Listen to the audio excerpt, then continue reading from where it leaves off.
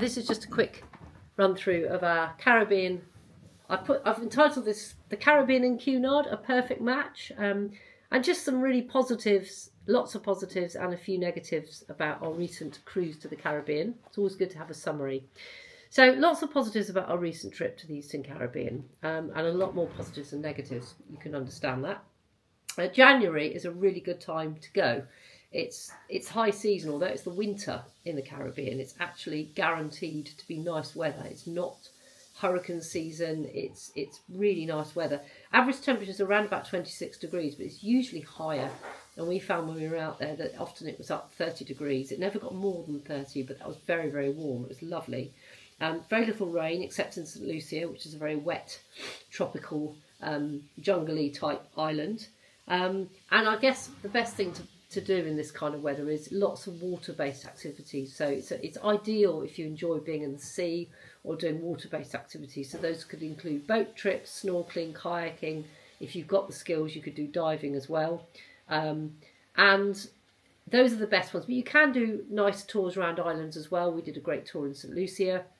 We did a lovely Jeep tour in Barbados. And also we had a fantastic tour on our final day, actually just after we embarked. We went around Miami before they took us to the airport. So, there were some great excursions. And for me, the best excursions were definitely the ones involving being in the sea, being in kayaks, snorkeling, looking at wildlife. We saw stingrays, we saw turtles, we saw monkeys and hummingbirds. It was a fantastic place to see lots of lovely wildlife. And I guess it's what you like doing. So if you enjoy being in the sea and the water, then it's definitely brilliant. If you don't, my husband wasn't into that.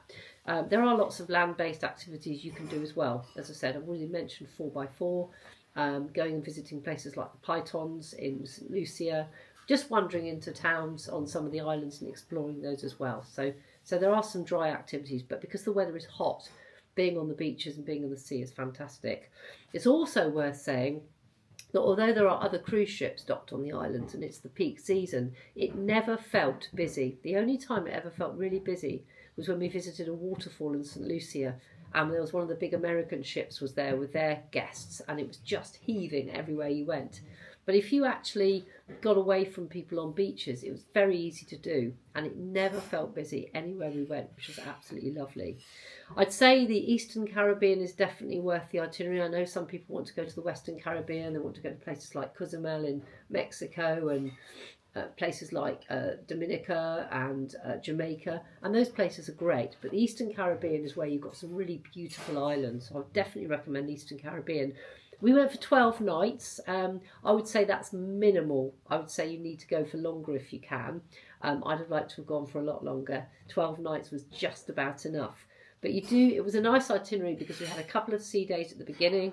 We then had 4 islands on the trot. Then we had another sea day. Then we had another couple of islands. And then we had 2 more sea days back to Miami. So it's a very, very nice itinerary. Our favourite islands, we love St. Thomas actually, because we just got off the ship and wandered into St. Thomas and we felt incredibly safe, and the locals were incredibly friendly, and we really liked the US Virgin Islands. We thought it was great. We weren't so keen on Antigua. Antigua was a bit rough and ready. My husband was he was approached by a man in St. John's offering him girls and felt quite unsafe in St. John's, and several people said they felt the same in Castries in St. Lucia as well. So there are islands on the Caribbean where it's probably worth going on some form of organised tour so you get to see the best of the island. I liked Antigua because I was on a water-based tour, but if you were just wandering around in St. John's, it probably wasn't quite so nice. And the same with Castries, St. Lucia. Castries can be quite edgy as well. But if you get away from that and you go on a tour, we loved the lushness of St. Lucia. We loved Barbados. We thought Barbados was really interesting. It had some beautiful beaches as well and also felt very safe. And we adored St. Martin as well. That was also really lovely. And Tortola was lovely. And I guess in a lot of Caribbean ports, you get off the ship and you've got like an immediate secure area in the port with lots of shopping experiences. And some people just go and stay there, or they get a taxi to a local beach. But it is quite difficult sometimes to wander off the ship and actually find a beach within walking distance. Even the one on Barbados was a 30-minute walk. So do be prepared to either book a tour, either privately or with Cunard, or maybe get yourself a taxi. So they're all really lovely islands. They all have their own strengths. Let's move on to the ship. What did we think about Queen Elizabeth? Well, it's our 4th trip on Queen Elizabeth. We love Queen Elizabeth. She's a medium-sized ship. She's got a capacity for about 2,000 guests and about 1,000 crew. So it's a lovely ratio. She's a very elegant lady. She's absolutely beautiful, named after our late Queen. The accommodation is sumptuous, the food is very good, the service is excellent, and there's plenty to do on board. You never get bored on a sea day on a Cunard ship. Some people say, oh, all there is to do on Cunard is ballroom dancing. That is nonsense. Yes, you can do ballroom dancing if you want to, but you don't have to. There's a casino, there are shows, there's quizzes, there's bingo, there's swimming, there's fitness classes, there's the gym, there's artworks, there's wine tastings, there's talks, lectures, or you could just chill out on your balcony with a good book. There's so much to do.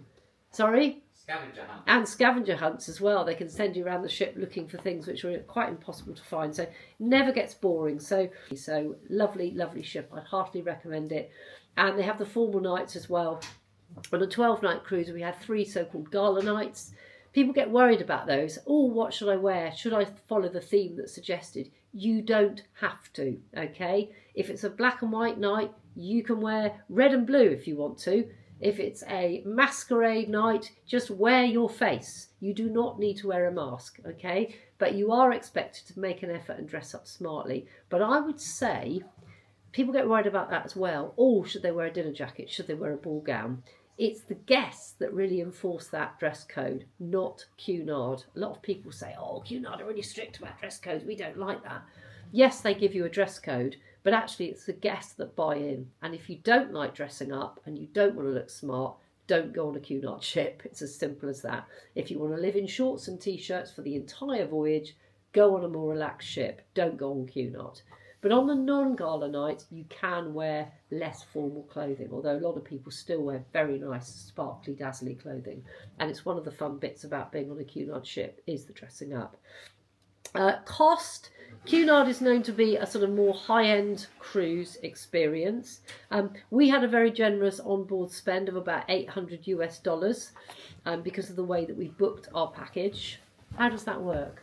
What? How do we get our onboard spend?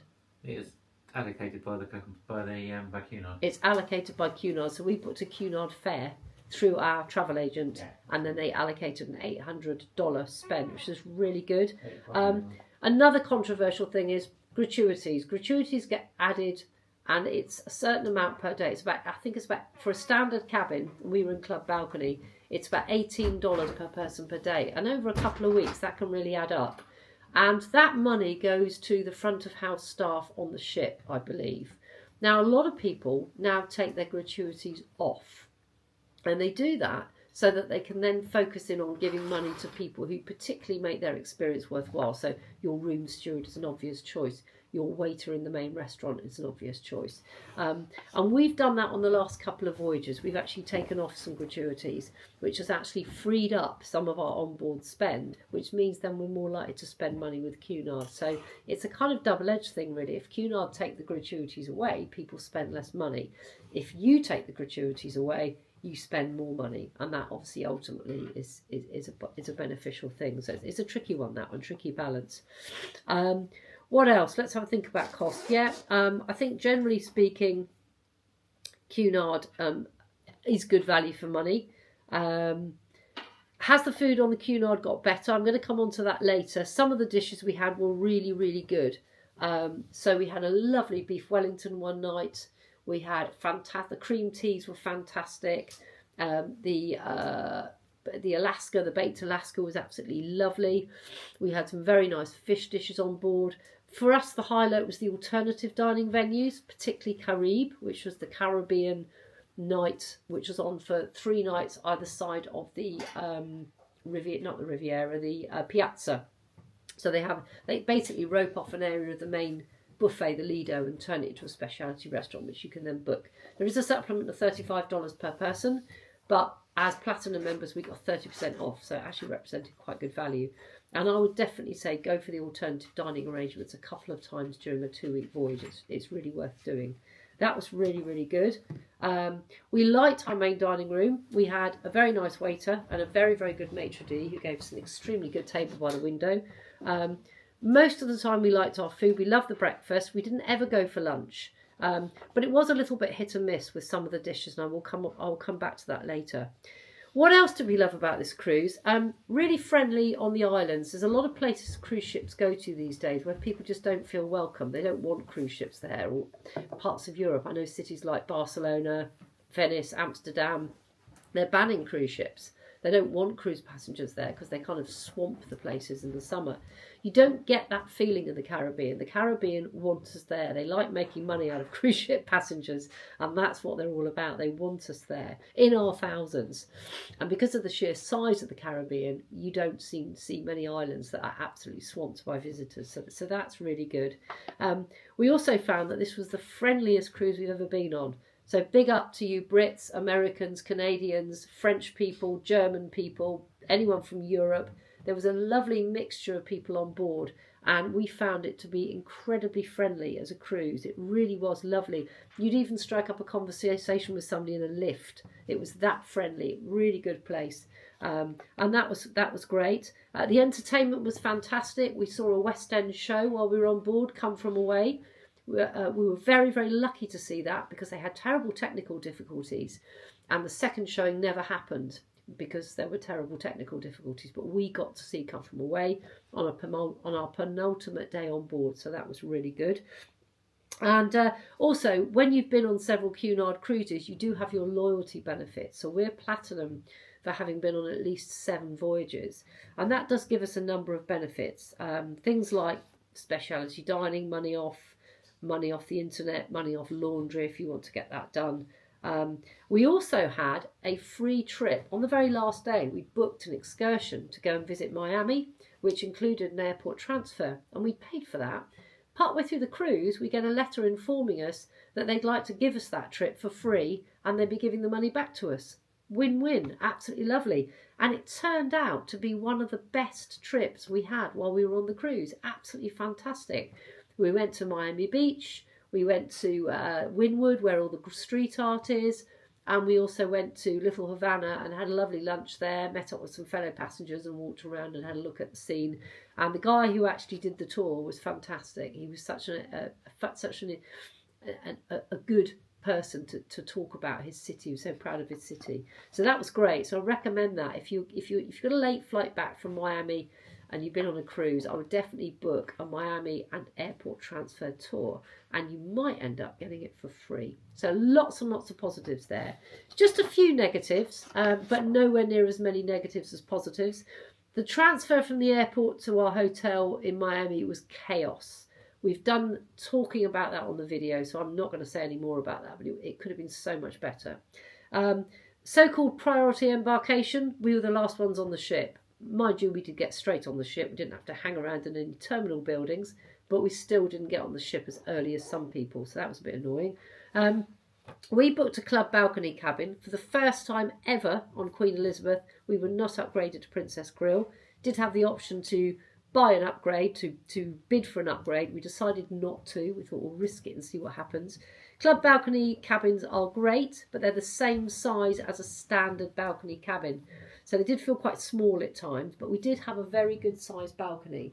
And that was something that was good. In fact, the balcony was bigger in Club Balcony than it is on a Princess Grill setup, which is really interesting.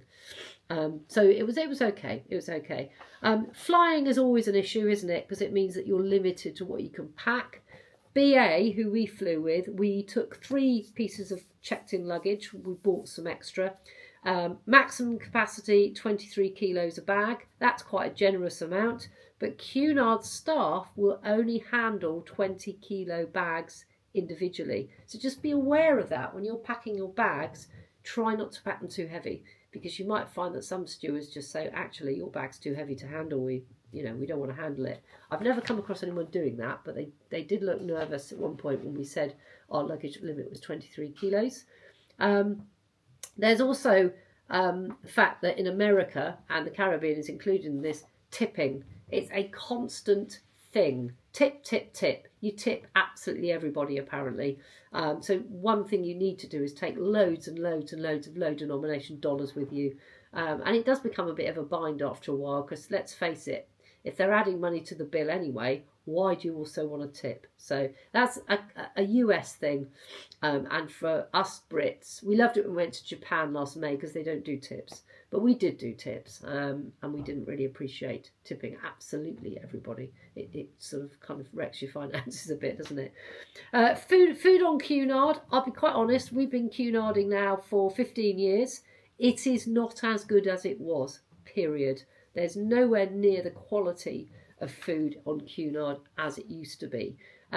If you dine in club balcony, you have a smaller dining room, you get more personal service, you have an assigned table, you have free dining, that's what you pay the extra for, but the food comes straight from the main dining room.